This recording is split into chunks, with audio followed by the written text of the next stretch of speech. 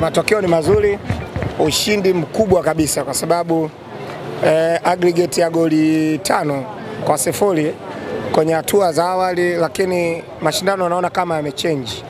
Timu hizi za hatua za awali sio kama zile ambazo mlikuwa mnaziona Zalani, Spinani. Timu sasa hivi zinacheza, zinaonyesha wana uwezo wa kucheza, lakini timu ambayo leo tumecheza nayo hawa umeona pia wana goalkeeper mzuri. Goalkeeper alikuwa na uwezo wa kusave. Tumeona save alizozifanya kwenye mechi ya kwanza, lakini hata mechi yetu ya leo amefanya save za maana nzuri. Kwa hiyo tunaamini namna ambavyo mashindano yameanza na uelekeo huko tunakoelekea, mashindano tunaelekea kwenye nafasi ngumu zaidi kuliko ambavyo mechi imekuwa ya kwanza. Kwa hiyo naamini mashabiki wa Young Africans wanapaswa kupokea, lakini usapoti wa kuja kushangilia timu ndio jambo kubwa zaidi, kwa sababu kama mmeona second half mashabiki wa Yanga walinyanyuka wakahitaji matokeo na wachezaji wakatugea matokeo. X Factor imefanya kazi yake vizuri. Kwenye timu yako ukiwa na mchezaji kama Pacome Zouzoua lazima ulinge. Wengine hawana X Factor kama Pacome. Ndio maana unaona wakati timu inaweza ikaelemewa, mchezaji wa maana mwenye quality na level kubwa kuonyesha kiwango kikubwa ndio inahitaji uwe na X Factor kama Pacome Zouzoua.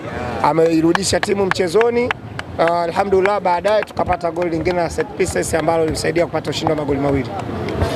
Bado mechi nyingine imecheza leo, bado watu wanalalamika kwamba hawaridhishwi na kiwango ambacho kocha anapanga kikosi. Nini ambacho unachocha kuambia kwenye mechi hii ambayo umeshinda tena?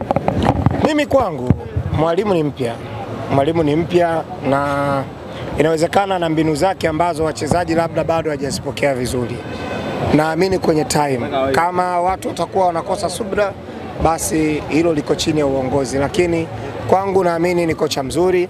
Falsafa yake ambayo anataka kuingiza kwenye timu ni falsafa ya makombe ambayo utacheza na timu kubwa itakulipa. Inawezekana watu wanaona kwa sababu tunacheza na timu zenye level ya daraja la kati, lakini unapofika kucheza na level ya daraja kubwa unahitaji kucheza kwenye energy kubwa, umakini mkubwa na kuonyesha namna gani unaweza ukaenda mara chache mbele ukapata nafasi ukascore goal. Kama mmeona katika mashambulizi ambayo yametengenezwa leo second half, Andy Boyeli namna ambavyo alivyokuwa anacheza zile one touch kuelekea golini na kusababisha tumeweza kupata lile goli la kwanza. Kuna namna ambavyo unaona mwalimu anaweza kuitoa timu nyuma kuipeleka mbele kwenda kutengeneza nafasi. Swala la kumalizia nafasi ni utashi wa mchezaji. Kwangu mimi naamini hivyo. Kama mnasema Dube anakosa magoli, maana yake kuna nafasi zinatengenezwa mpaka yeye kuwa na hiyo nafasi ya kuscore. Utashi wa kumalizia ni wa mchezaji. Lakini kama unaweza kuwa na kama mmenote kitu, watu wa mpira simpo hapa na wote mlikuwepo kwenye mechi ya dabi ya Kariakoo. Ndio. Nafasi ambayo leo Pacome Zouzoua amefunga goli, zile touch ambazo zimeguswa mpaka kupatikana ile nafasi ya kuscore, ndio nafasi ile ambayo Simba waliipata kwa Kibu Denis katika dabi ya Kariakoo. Ni ile. Lakini utashi wa Pacome umetokea goli. Zouzoua ule ujinga wa Kibu ndio umewanyima goli Makolo. Nini maana yake? Ukifika eneo la mwisho unabidi uwe na mchezaji mwenye quality ya kuamua hilo goli liwe goli. Lakini kama utakuwa na mchezaji ambaye hawezi kuamua goli kuwa goli, maana yake atakunyima. Kwa hiyo kuna namna ambavyo mastrika wetu wanapaswa kuboresha namna ya kumalizia zile nafasi. Haswa Prince Mpumelelo Dube. Tunampenda, anaonyesha kiwango kikubwa kwenye kucheza, anacheza vizuri, anachukua mipira, anacheza vizuri, lakini kuna wakati unaona zile nafasi za kumalizia, kuscore goal ndio zinatunyima sisi kushangilia magoli. Mshabiki anakuja uwanjani, siamini kama anahitaji kuona pasi milioni 6. Mshabiki anakuja uwanjani anataka kushangilia goli. Yaani cheza unavyocheza, tufike golini, tufunge, tuenjoy. Kwa hiyo naamini katika hilo mashabiki wanakuja uwanjani wanataka kushangilia magoli, na magoli yalivyoingia mawili watu wote tumeenjoy. Lakini kabla ya goli watu walinuna. Maana yake watu wanataka kuona magoli. Huo mpira mzuri labda huo mchambuzi hajafundisha timu yetu, lakini mimi naamini watu wanahitaji kushangilia magoli. Mimi ni mmoja wapo wa ambaye nakuja uwanjani ikiwezekana hata dakika ya kwanza goli likiingia na furahi. Yaani dakika tu ya kwanza ile tumeanza mpira pasi ya kwanza ya pili kamba. Hiyo siku ni siku ya neema kwetu. Tunashangilia magoli, sio vitu vingine. Ndio. Ushindi huu sasa ambao umeupata mara mbili mfululizo home and away, unatoa sura gani kwenye hatua inayofuata kwenye michuano? Sio tu mara mbili. Huyu kocha tangu ameingia hajafungwa mechi yoyote, na huyu kocha tangu ameingia hajaruhusu bao lolote. Lile labda lile tulojifunga Kigali, lakini mimi sijaona timu pinzani imecheza mali mpaka tumeruhusu goli, sijaona. Na mnaweza mkasema labda tumecheza na timu za kawaida, lakini ndani yake Simba yumo na bado hatujaruhusu bao lolote. Sio, umeelewa? Yaani bado kocha ambaye amefundisha mpira ambao mpaka leo unaona kabisa timu haijaruhusu kufungwa goli wala kupoteza mechi. Why mimi ni nuni? Yaani nanuni ya nini? Ni mwendelezo. Naamini hata Mbeya tunaenda tutarudi na ushindi mzuri. Kabisa. Ni issue ya kutaka kuona aina ya ufungaji ni utashi wa mastriker. Napenda kupeleka ombi langu kwenye striking force ya Yanga. Nafasi ikipatikana itumike vizuri. Yaani tusitake kupata nafasi 10 katika mchezo mmoja ndo tuscore goal. Inawezekana kuna mechi kubwa tukacheza tukapata nafasi moja na ikahitaji hiyo ya mwe mechi. Kwa hiyo ni kuongea tu na striking force yetu vizuri. Basi natosha.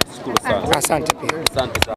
Ukiangalia kikosi hakuna kitu. Unajua ni kitu cha hatari kwa sababu kama kocha utabasamu, tunataka kuona unambabua mtu kweli kweli na mpira mkubwa, si ndio? Kocha kama utabasamu, lazima watu wajue kwamba huyu ni kocha katili. Sasa wewe utabasamu, alafu mpira wenyewe mgumu, mpira kande, watu wakuelewi. Lazima wape watu mpira mlaini.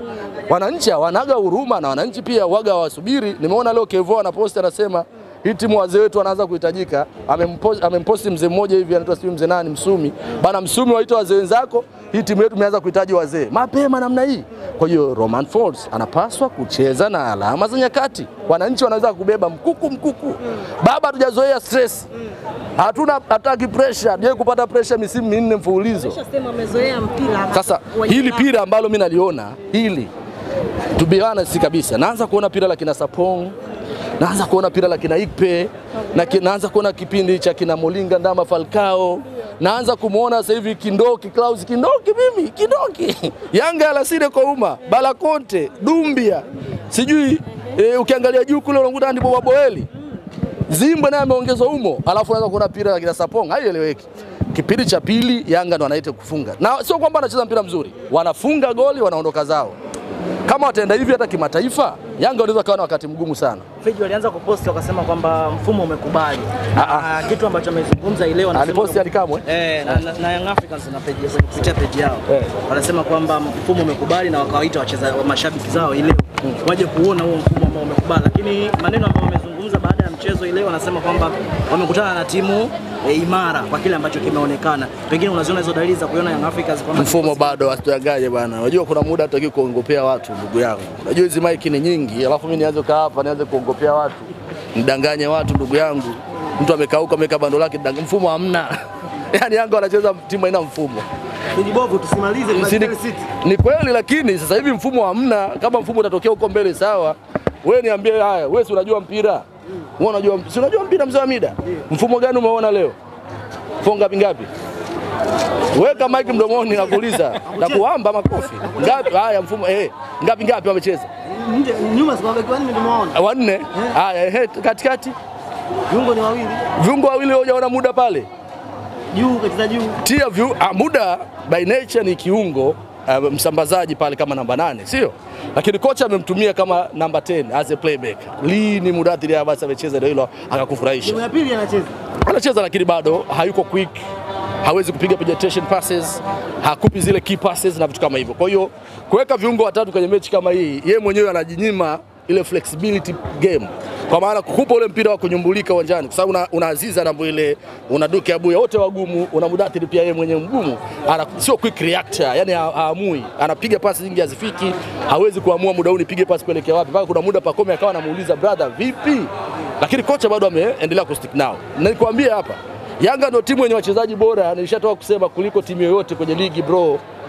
Yule Celestine Kuwa unamchukulia poa poa wewe. Akao timu yake ya Chad alifunga dhidi ya Black Stars gola mbali mno. Hata kwa Yanga alifanya balaa zito.